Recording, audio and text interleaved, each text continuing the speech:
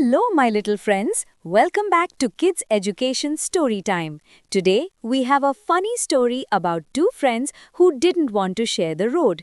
It is called Two Silly Goats. Let's see what happens. Once upon a time, two goats were walking in a village. One goat came from the east, the other goat came from the west. There was a narrow bridge over a small, rushing river. The bridge was so thin that only one goat could cross at a time. The two goats walked until they met right in the middle of the bridge. "Move! Let me go first."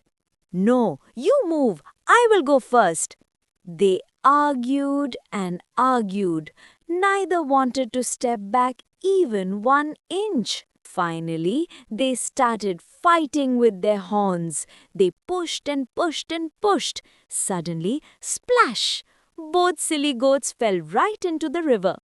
Luckily, the river was not deep. They swam to the shore feeling very wet and very tired. Moral of the story? You see, fighting will only make everyone lose. It is always better to be kind and share. I hope you learned a lesson from those silly goats. Sharing is caring.